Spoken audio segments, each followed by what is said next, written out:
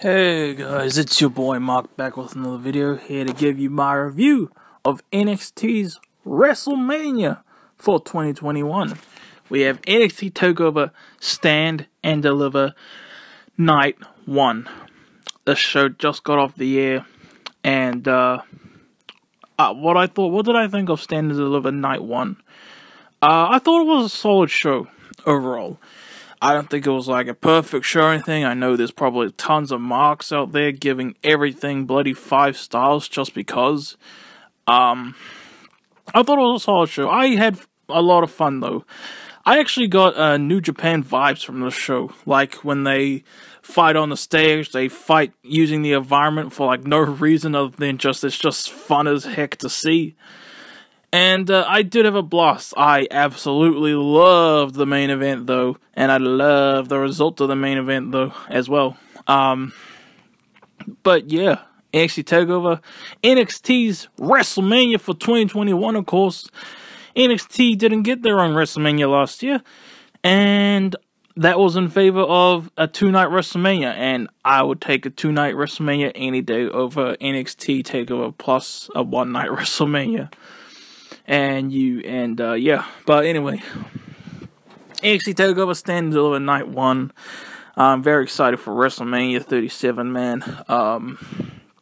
But anyway, we have the pre-show kickoff match, and we have Toni Storm versus Zoey Stark.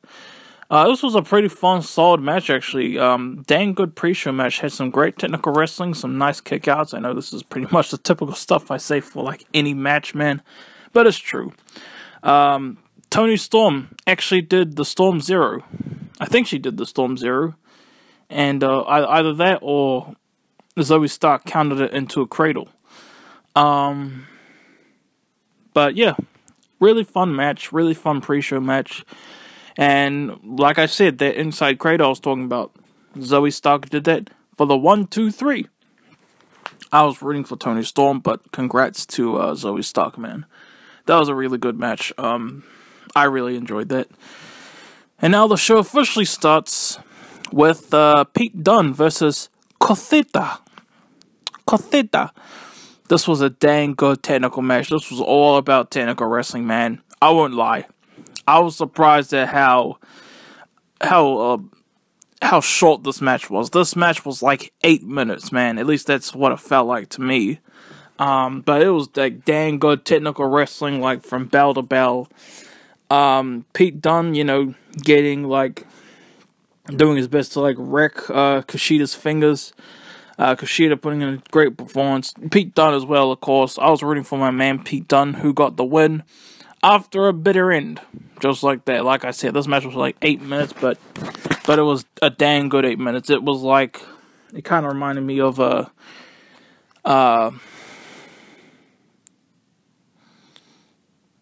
never mind. I was about to mention a certain match, but never mind. Dang good opener. Really good, solid. Much shorter than I expected. But it was a dang good match. Next up, we have the Gauntlet Eliminator match. Leon Ruff. Not that name I said. Leon Ruff versus Isaiah Swerve Scott. Versus Bronson Reed, versus Cameron Grimes, versus Dexter Lumis, versus LA Knight. I believe I got all of them. Anyway, match started off. Actually, it didn't really start off, but this was a lot of fun, like, before the match started, that I will count it towards my grade of this match. Anyway, we have,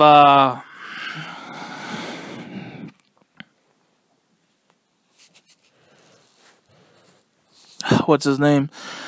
We have Leon Ruff coming out, and he's already like battered a bit. He's obviously been beaten up, and then Isaiah Swerve Scott comes out and like beats him and like just beats him up some more. And then he like throws him into like the crowd shield thing, and then they do some really cool stuff on the outside before the match officially starts. And they're still there, and then Bronson Reed comes in.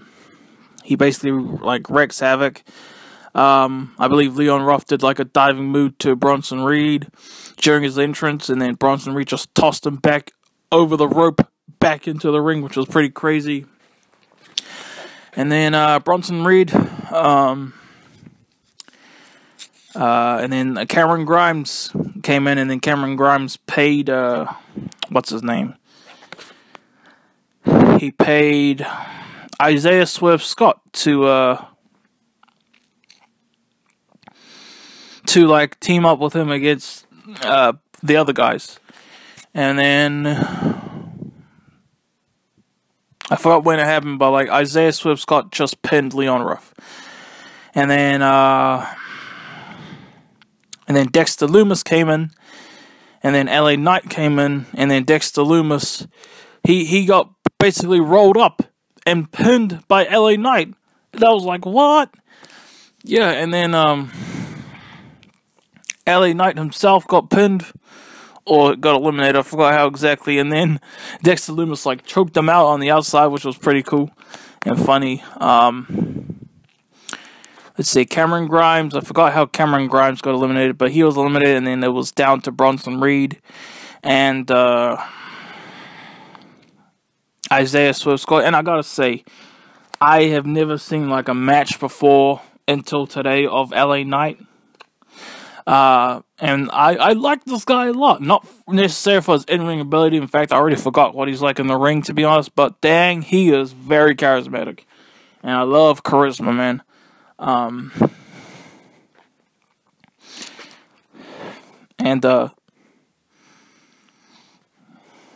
like, he was just so cool, man. Like, and like, even though he was a bad guy, heel, you know, but like, it was still cool to see, you know. And like, I was just thinking about when Bronson Reed like tossed him into the ring during his entrance, and yeah, and then but anyway, back to the match. Oh, there was this really cool spot when like Isaiah did something to Cameron Grimes, and then Bronson Reed just fell on him. That was cool. Isaiah Swerve Scott, he actually got some good hits on Bronson Reed. He actually lifted up Bronson Reed on his freaking shoulders and, like, kind of, like, AA'd him onto the freaking apron. That was dope. But then, ultimately, Bronson Reed got the win. Congrats to him. He was not who I wanted to win. In fact, once, when it was just Cameron Grimes, Bronson Reed, and Isaiah Swerve Scott, nobody I wanted to win was still in the match at that point. But, you know, congrats to Bronson Reed. I don't really care who wins between him and Johnny Gargano tomorrow, to be honest. But hopefully that's a good match. And yeah, this was a pretty good Gauntlet match. I won't lie, I was actually kind of disappointed when I was watching this live, and I figured it was just going to be another Gauntlet, you know, like, but this was like a Royal Rumble type match. Like, it wasn't like you basically get a whole bunch of singles matches, like a whole bunch of singles matches, and then the next wrestler comes in. Not that type of Gauntlet. They changed it up for this one. Which probably, if that was a weird cut just now, that was because my mom called out to me. But anyway, trying to remember, what the bloody hell was I on? I forgot, man. Anyway,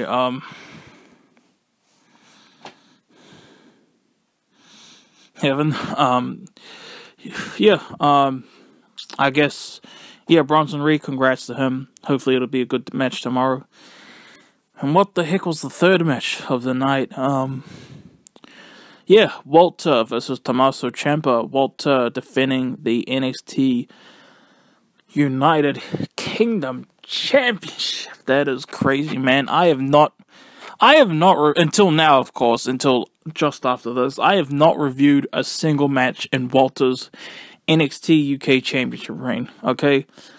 I still haven't seen what I heard is an epic match between him and Tyler Bate. NXT TakeOver Cutoff.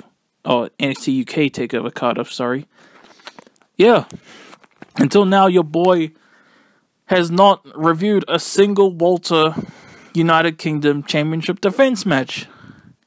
But he did review his win. He reviewed when he defeated Pete Dunne. He didn't review any of his, like, defense matches, though, until now. That's crazy, eh? And you know what's even more crazy? He has surpassed Pete Dunne's reign. And Pete Dunne, he was champion for 685 days back then. And Walter surpassed that back then. I have no clue who's the heck is gonna beat Walter, man. Like, far out. Like, who? Like, and I kind of just spoiled in a way who wins this match. I'm not really happy about that. But anyway, WWE United Kingdom Championship match. Walter defending against Tommaso Ciampa. It was a solid match. I heard a lot of neckbeards are giving this like 5 stars, saying it's like the best thing ever. But man, it was just a solid match. Seriously, you might as well give anything 5 stars just for having NXT in the freaking title, man. But yeah, this was a pretty solid match. There was this really cool moment when Walter was trying to like smack Tommaso Ciampa, but it was like in the announce table area, but his hand just like split the announce table cover in half. That was really cool. Tommaso Ciampa, holy crap, he got a lot of hits on freaking Walter, man. Like, Walter's big ass, man. Like, that was just crazy. Like, and I really enjoyed it. There was some quite few near falls. I heard, like, the commentators say something like, that was the nearest fall I've seen for Walter in his reign. Something like that. The ending was like, are you kidding me? I was rooting for Ciampa, okay? I was rooting for Tommaso Ciampa. And Walter retains the title with a freaking punch. That's it, just a freaking regular-ass punch. Everything that Tommaso survived in this match, just a regular-ass pin. And that's very, very gay, okay? That was such a crap ending. I don't know, maybe somebody's injured. Maybe somebody is. But anyway. That was a solid match though. It was still a good match, really good match. But that bloody ending. Far out, man. That was just like what? But then again, maybe somebody got injured, and whoever it is, whether it was Ciampa or Walter, I hope they recover fast as possible. You know, I won't lie. I did watch the pre-show, of course, and like when Walter was getting interviewed by Samoa Joe, I really liked how nice of a guy Walter seemed to be, you know. I liked that, you know. Anyway, Walter still United Kingdom champion. But, yeah. But anyway, next match, and I actually went to go make cornflakes during the next match, which I regret to say, so I can't really give this match a proper rating. But the next match is MSK versus Grizzled Young Veterans versus Legado something, okay? I don't, Legado Fantasma or something like that, I'm sorry, I don't know, okay? Like I said, I went to go make cornflakes during this match. I didn't even enjoy those cornflakes that much, to tell the truth, so I regret that. I really wish I'd watched this whole match and just that. But from what I saw, this looked like a fun match. More New Japan-esque stuff, like them fighting on the stage area, ramp area, and all that. Yeah, there's some cool moves. There's this one part I did see where one of the members of MSK was about to tap. His hand was literally about to hit the mat, and his partner like grabbed his hand at the last second. Like, that was like, boo. And then the Legado team saved them. Well, they didn't save them for them. They saved them for them, you know. And then the match continued, and then eventually it was just Grizzled Young Veterans and MSK in the ring. And MSK won! Yes, my boys! MSK won the NXT Tag Team Championships, the vacant NXT Tag Team Championships.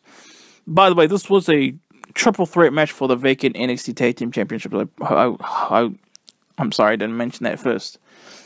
But from what I saw, it looked like a fun-ass match. This could be like a 5-star match, according to others, but I wouldn't know, okay? I made, and I regret making those cornflakes during this match, because I didn't even enjoy those cornflakes that much.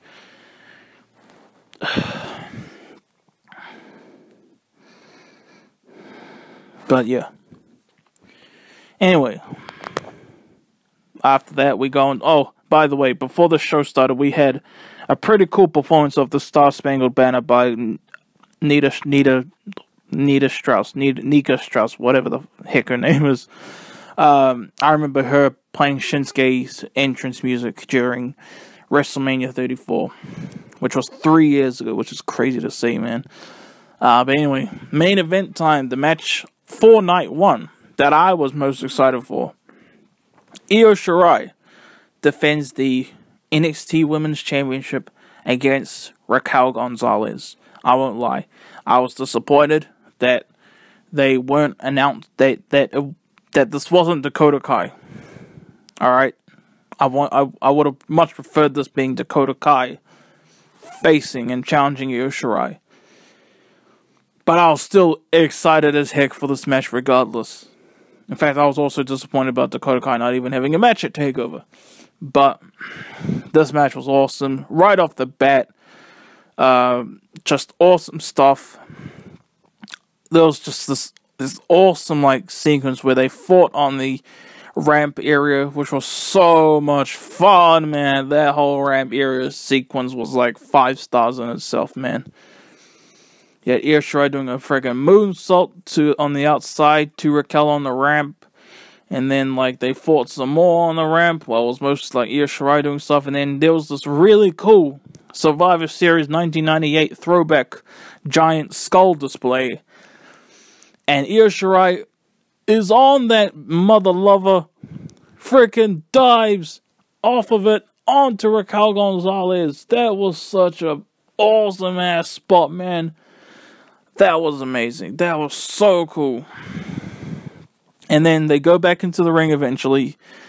Io Shirai does her moonsault to Raquel. Raquel kicks out. And according to the commentators, nobody had ever kicked out of there. And I had no clue about that, man. Because, I would have, if I had known that nobody has ever kicked out of that, I would have, had the biggest heart attack ever when that spot part happened, if I had known that before. And then Raquel basically did a one-handed choke slam to Io Shirai on the outside of the ring, puts it back in the ring, does one last one-hand choke slam onto Io Shirai, pins her 1, 2, 3. Raquel González is your new NXT Women's Champion. That main event was fire. That main event was so epic, man. Oh my gosh, match of the night by a landslide. And I'm so happy that my girl Raquel González won that mother lover. Such an epic match. Oh my gosh, what a match, man. That was so epic, man. I loved every bit of it, man. That main event was epic, man. That main event is like a big, strong-ass 4.5. Night 2 tomorrow. I can't wait for night 2 tomorrow. And we got WrestleMania, the SmackDown edition, the day after tomorrow. And the day after tomorrow is WrestleMania night 1. And the day after tomorrow, WrestleMania night 2. Yeah, anyway. Solid show. Absolutely love the main event. I hope you guys enjoyed your boys' review. And